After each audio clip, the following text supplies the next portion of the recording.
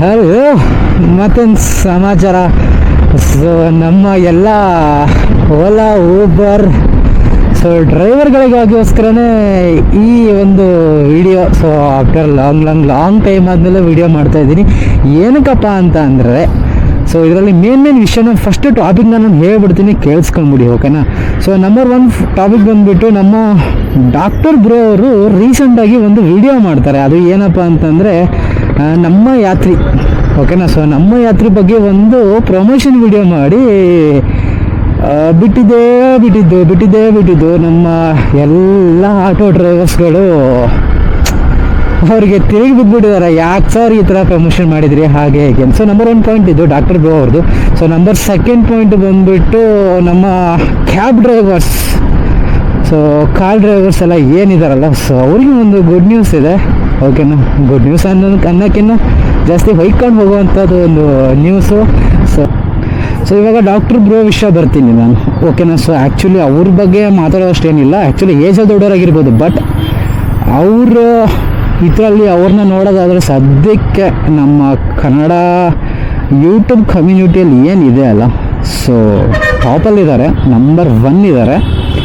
ಆ ಥರ ದೂಸರ ಮಾತೇ ಇಲ್ಲ, ನಾವೇನು ಹೇಳೋ ಹಾಗಿಲ್ಲ. ಅವ್ರು ಆ್ಯಕ್ಚುಲಿ ಇದುವರೆಗೂ ಕೂಡ, ಓಕೆನಾ, ಇದುವರೆಗೂ ಮಿಲಿಯನ್ ಗಂಟಲೆ ಫಾಲೋವರ್ಸ್ ಇದ್ದರೂ ಕೂಡ ಇದುವರೆಗೂ ಒಂದೇ ಒಂದು ಸಿಂಗಲ್ ಬೆಟ್ಟಿಂಗ್ ಆ್ಯಪ್ ಬಗ್ಗೆ ಪ್ರಮೋಷನ್ ಮಾಡಿಲ್ಲ. ಹಾಗೆ ಸುಮ್ಮನೆ ಅನ್ನೆಸೆಸರಿ ಅದು ಇದು ಅನ್ನೋ ಥರ ಪ್ರಮೋಷನ್ ಕೂಡ ಮಾಡಿಲ್ಲ. ಏನಾದರೂ ಜನಕ್ಕೆ ಅದ್ರ ಬಗ್ಗೆ ಅವಶ್ಯಕತೆ ಇದೆನಾ, ಜನಕ್ಕೆ ಆ ಥರದಿಂದ ಏನಾದರೂ ಯೂಸ್ ಇದೆನಾ, ಸೊ ಅದನ್ನು ನೋಡಿಬಿಟ್ಟು ಆವಾಗ ಮಾತ್ರ ಅವರು ಕೆಲವೊಂದು ಪ್ರಮೋಷನ್ಗಳನ್ನ ಮಾಡ್ತಾರೆ ಹೊರತು ಸುಮ್ಮನೆ ಮಾಡಲ್ಲ ಸರ್, ಓಕೆನಾ. ಏನಪ್ಪ ಅಂತಂದರೆ, ಸೊ ನಮ್ಮ ಯಾತ್ರೆ ಬಗ್ಗೆ ಮಾಡಿದ್ದಾರೆ, ಓಕೆನಾ.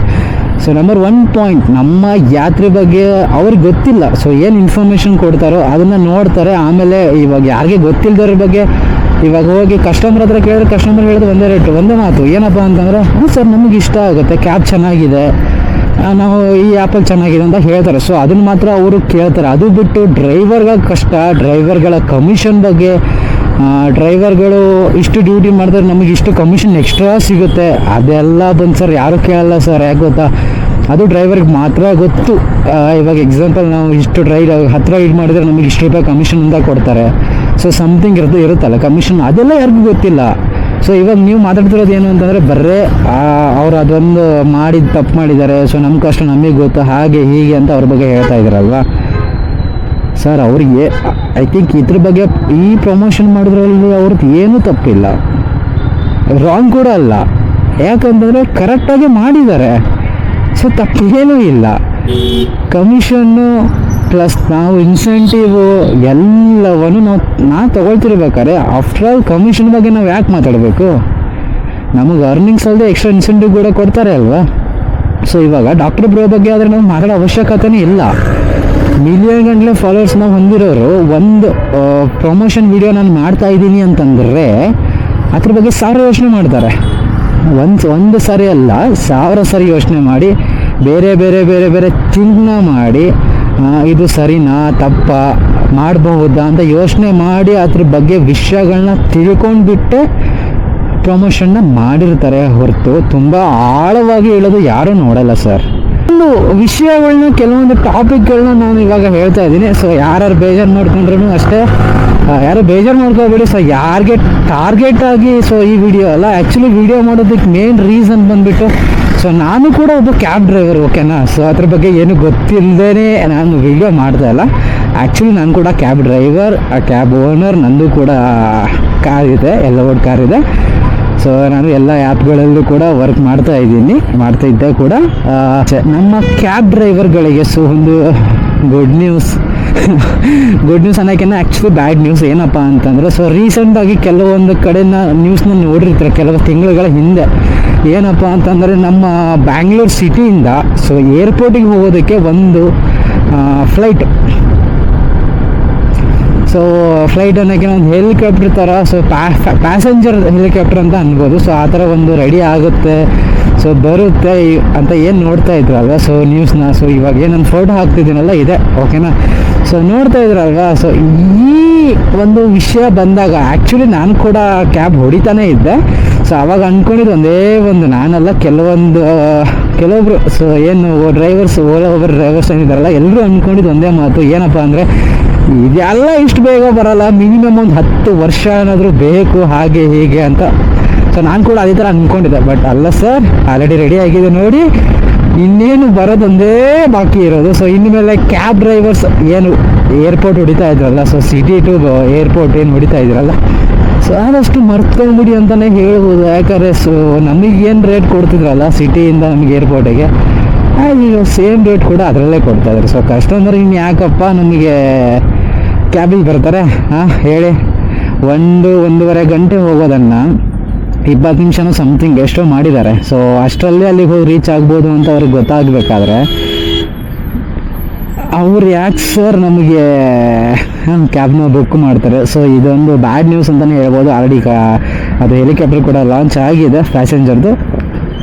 ಒಂದು 2 ಪಾಯಿಂಟ್ಸ್ನ ನಾನು ಹೇಳ್ಬಿಡ್ತೀನಿ. ನಾನು ಬ್ಯಾಂಗ್ಳೂರಲ್ಲಿ ನಾನು ಕ್ಯಾಬ್ ಹೊಡಿಬೇಕಾದ್ರೆ ಇವಾಗ ನಾನು ಆ್ಯಕ್ಚುಲಿ ಊರಿಗೆ ಬಂದಿದ್ದೀನಿ, 1 ವಾರ ಆಗಿದೆ ಅಷ್ಟೇ. ಸೊ ಇನ್ನೂ ಹೊಡಿತಾ ಇದ್ದೀನಿ.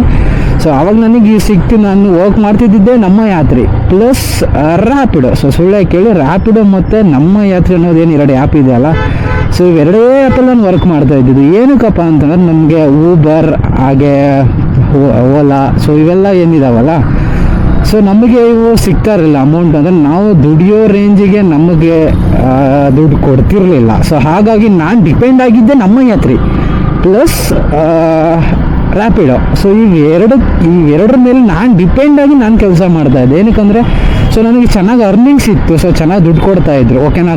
ಸೊ ಇವಾಗ ಇಷ್ಟೆಲ್ಲ ಇದ್ರೂ ಯಾಕೆ ನಮ್ಮ ಆಟೋದವರು ತೊಂದರೆ ಮಾಡ್ತಿದ್ದಾರೆ, ಮೀನ್ಸ್ ಅವ್ರ ಬಗ್ಗೆ ಕೆಟ್ಟದಾಗ ಅಂದರೆ ಯಾಕೆ ಮಾಡಿದ್ರಿ ಅಂತ ಕ್ವಶನ್ ಮಾಡ್ತಿದ್ದಾರೆ. ಯಾಕಂತಂದರೆ ಅವ್ರದ್ದು ಕಮಿಷನ್ ಅಂತ ಒಂದು ಇರುತ್ತೆ. ಸೊ ಕಮಿಷನ್ ಅಲ್ಲ ಅದು, ಆ್ಯಕ್ಚುಲಿ ಕಮಿಷನ್ ಅಂತ ಬಂದರೆ ಇವಾಗ ನೀವು 100 ರೂಪಾಯಿಗೆ 10 ರೂಪಾಯಿ ಕೊಡ್ತೀರಾ, ಸೊ ಅದು ಕಮಿಷನ್ ಆಗುತ್ತೆ ಓಕೆನಾ. ಸೊ ನಾವು ಇವಾಗ ಅದು ಅರ್ನಿಂಗ್ ಮಾಡ್ತಿರ್ಬೇಕಾದ್ರೆ ಓಕೆನಪ್ಪ, ನೀನು ಇವಾಗ 100 ರೂಪಾಯಿ ದುಡಿದ್ರೆ 100 ರೂಪಾಯಿಗೆ 10 ರೂಪಾಯಿ ನಮಗೆ ಕೊಡಬೇಕು. ಸೊ ನಾವು 10 ರೂಪಾಯಿನ ನಾವು ದುಡಿದ್ರಲ್ಲಿ ನಮ್ಮ ಯಾತ್ರಿ, ಸೊ ಆ ಕಂಪ್ನಿಯವ್ರಿಗೆ ನಾನು ಏನಾದರೂ ಅದ್ರಲ್ಲಿ ಕೊಟ್ಟರೆ ಮಾತ್ರ ಅದು ಕಮಿಷನ್ ಆಗುತ್ತೆ.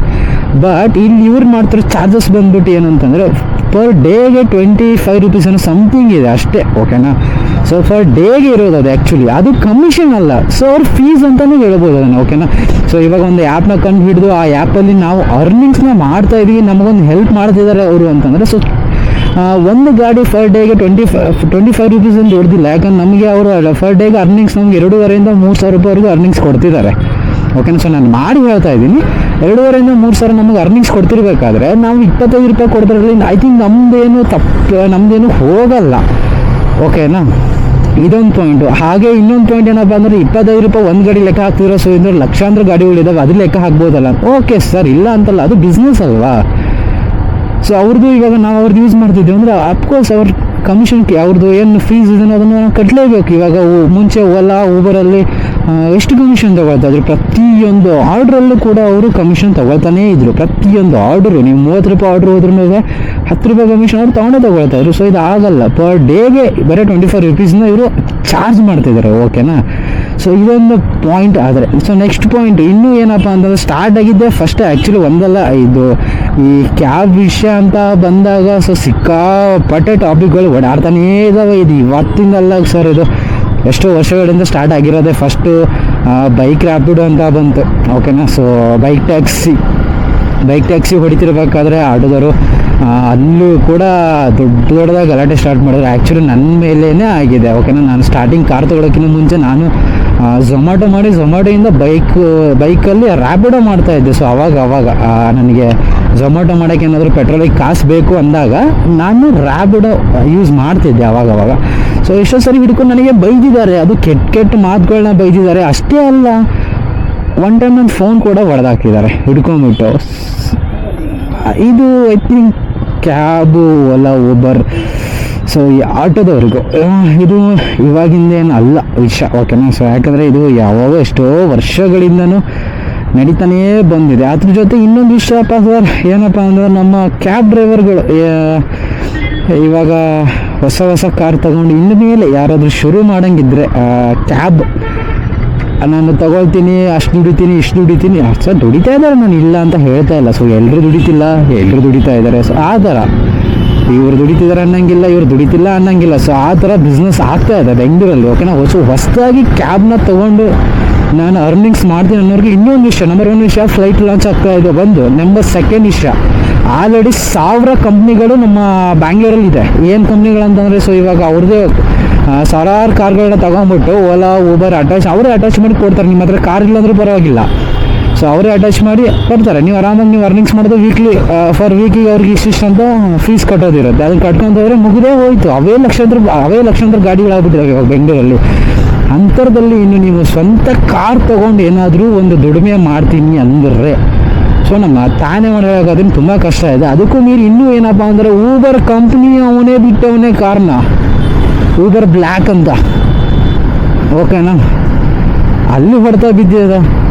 ಇದ್ರ ಮೇಲೂ ಇದ್ರ ಮೇಲೂ ನನಗೆ ಎಷ್ಟೇ ಕಷ್ಟ ಆದರೂ ಪರವಾಗಿಲ್ಲ, ನನ್ನ ಫ್ರೆಂಡ್ಸು, ನನ್ನ ಪರಿಚಯ ಇರೋರು ಓಲಾ ಊಬರ್ ಮಾಡ್ತಾ ಇದ್ದಾರೆ, ತಿಂಗಳ ಇಷ್ಟು ದುಡಿತಿದ್ದಾರೆ, ದಿನ ಇಷ್ಟು ದುಡಿತಿದ್ದಾರೆ, ನಾನು ತಗೋತೀನಿ ಅಂತ ಹೇಳೋರಿಗೆ ಇನ್ನೂ ಒಂದು ವಿಷಯ ಹೇಳ್ತೀನಿ. ಏನಪ್ಪ ಅಂತಂದರೆ, ಅಪ್ಪಿತಪ್ಪಿ ನೀವು ಕಾರ್ ತೊಗೊಂಡ್ರೆ, ನಾನು ಡೈರೆಕ್ಟಾಗಿ ಹೇಳೋಕ್ಕೋದು, ನನಗಾಗಿರೋ ಎಕ್ಸ್ಪೀರಿಯೆನ್ಸು, ನಾನು ಆಲ್ರೆಡಿ ಮೋಸ ಹೋಗಿದ್ದೀನಿ. ಕಲ್ಯಾಣಿ ಶೋರೂಮಲ್ಲಿ ಮಾತ್ರ ಕಾರ್ನ ತಗೊಳ್ಳೋಕ್ಕೆ ಹೋಗಬೇಡಿ, ಎಲ್ಲೋಗ್ಬೇಡಿ ಕಾರ್ನು. ಸೊ ನಾನು ಡೈರೆಕ್ಟಾಗಿ ಹೇಳೋಕತ್ತೀನಿ, ಯಾಕೆ ನನ್ನ ಕಾರ್ ತೊಗೊಂಡು ನಾನು ತುಂಬ ಅನುಭವಿಸಿದ್ದೀನಿ. ಅವರ ಮಾತುಗಳನ್ನ ಕೇಳಿ ಅಯ್ಯಪ್ಪ ಪರಿಸ್ಥಿತಿ ಅನುಭವಿಸಿ ಕಲ್ಯಾಣಿ ಶೋರೂಮಲ್ಲಿ ಮಾತ್ರ ಕಾರ್ನ ಅಪ್ಪಿತಪ್ಪಿ ಯಾವುದೇ ಕಾರಣಕ್ಕೂ ತಗೊಳ್ಳೋಕ್ಕೆ ಹೋಗಬೇಡಿ. ಯಾಕಂದ್ರೆ ನನ್ನ ಪರ್ಸ್ನಲ್ ಆಗಿ ನಾನು ಕಾರ್ ತೊಗೊಂಡು ನಾನು ಇನ್ನೂ ಅನುಭವಿಸ್ತಾ ಇದ್ದೀನಿ. ಸೊ ನಿಮಗೊಂದು ಸಜೆಷನ್ನು, ಆ ಶೋರೂಮ್ ಬಿಟ್ಟು ಬೇರೆ ಶೋರೂಮಲ್ಲಿ ದಯವಿಟ್ಟು ಹೋಗಿ ಕಾರ್ನ ಕೇಳಿ ತಗೊಳ್ಳಿ ಅಂತ ಹೇಳ್ತೀನಿ. ಯಾಕಂತ, ಸೊ ಆ ವಿಡಿಯೋನ ಕಾರ್ ಬಗ್ಗೆ, ನೀವು ಯಾರಾದರೂ ಹೊಸ ಕಾರ್ನ ಏನಾದರೂ ಪರ್ಚೇಸ್ ಮಾಡ್ತಾ ಇದ್ದರೆ ಅದ್ರ ಬಗ್ಗೆ ನಾನು ನೆಕ್ಸ್ಟ್ ವಿಡಿಯೋದಲ್ಲಿ ಸೊ ಫುಲ್ ಕ್ಲಿಯರಾಗಿ ಹೇಳ್ತೀನಿ. ಯಾವ ಶೋರೂಮಲ್ಲಿ ತೊಗೊಂಡ್ರೆ ಬೆಟ್ರು, ಈ ಥರ ಇಲ್ಲಿ ಕಲ್ಯಾಣಿ ಶೋರೂಮಲ್ಲಿ ಯಾಕೆ ತಗೊಳ್ಬಾರ್ದು, ನನಗಾಗಿರೋ ಎಕ್ಸ್ಪೀರಿಯೆನ್ಸ್ ಏನು, ನಾನು ಅನುಭವಿಸ್ತಾ ಇರೋ ತೊಂದರೆ ಏನು ಅಂತ ಕಂಪ್ಲೀಟಾಗಿ ನೆಕ್ಸ್ಟ್ ವಿಡಿಯೋ ಒಂದು ವಿಡಿಯೋ ನಾನು ಅದ್ರ ಬಗ್ಗೆನೇ ಮಾಡ್ತೀನಿ. ದಯವಿಟ್ಟು ಸೊ ಸಬ್ಸ್ಕ್ರೈಬ್ ಮಾಡ್ಕೊಳ್ಳಿ, ನೆಕ್ಸ್ಟ್ ವಿಡಿಯೋ ಆಟೋಮೆಟಿಕ್ ಬರುತ್ತೆ. ಓಕೆನಾ. ಸೊ ಈ ಟಾಪಿಕ್ನೇ ಇಲ್ಲ ಬಿಟ್ಟರೆ, ಸೊ ಇವಾಗ ನೆಕ್ಸ್ಟ್ ನಮ್ಮ ಡಾಕ್ಟರ್ ಬ್ರೋ ಬಗ್ಗೆ ಮಾತಾಡ್ತೀನಿ ನಾನು. ಯಾಕಂದರೆ ಸೊ ಇವಾಗ ಆಟೋದವ್ರ ಬಗ್ಗೆ ಆಗಲಿ, ನಮ್ಮ ಕ್ಯಾಬವ್ರ ಬಗ್ಗೆ ಆಗಲಿ ಏನೂ ಮಾತಾಡೋಕ್ಕಾಗಲ್ಲ. ಯಾಕಂದರೆ ಎಲ್ಲರೂ ದುಡಿಯೋದೇ ಅಲ್ವಾ ಸರ್. ದುಡಿದು ಜೀವನ, ಸೊ ಮನೆ ನಡೆಸ್ಬೇಕು, ಕೆಲವೊಬ್ಬರಿಗೆ ಕಷ್ಟ, ಅದು ಇದು ಸಾವಿರ ಇರುತ್ತೆ. ಅದಕ್ಕೆ ಅಂತಲೇ ಎಲ್ಲರೂ ದುಡ್ಡು ಹಾಕಿ, ಲಕ್ಷಾಂತರ ರೂಪಾಯಿ ದುಡ್ಡು ಹಾಕಿ ಸೊ ರೋಡಿಗೆ ಇಳಿದು ಕೆಲಸ ಮಾಡ್ತಿರ್ತಾರೆ. ರಾತ್ರಿ ಹಗಲು ಅಂತಲೇ ದುಡಿತಾ ಇರ್ತಾರೆ ಡ್ರೈವರ್ಸ್, ಆಟೋ ಡ್ರೈವರ್ಸ್ ಆಗಿರ್ಬೋದು, ಕ್ಯಾಬ್ ಡ್ರೈವರ್ಸ್ ಆಗಿರ್ಬೋದು. ರಾತ್ರಿ ಹಗಲು, ಸೊ ರಾತ್ರಿ ಕೆಲಸ ಮಾಡೋ ಕಷ್ಟ ಏನು ಅಂತ ನನಗೆ ಗೊತ್ತು. ತುಂಬ ಪ್ರತಿ ಸಾರಿ ಮಾಡಿದ್ದೀನಿ ನಾನು. ಯಾಕೆ ಕಲ್ಯಾಣಿ ಶೋರೂಮಲ್ಲಿ ಗಾಡಿ ತೊಗೋಬಾರ್ದು ಅಂತ ಹೇಳಿದ್ರೆ, ಸೊ ತಗೊಂಡ್ರೆ ತಪ್ಪಿಗೆ ಕಾರ್ ತೊಗೊಂಡು ನಾನು 1 ಇಯರ್ ಆಯ್ತು. 1 ಇಯರ್ ಕೂಡ ನಾನು ಕಂಪ್ಲೀಟಾಗಿ ನೈಟ್ ಡ್ಯೂಟಿ ಮಾಡಿದ್ದೀನಿ.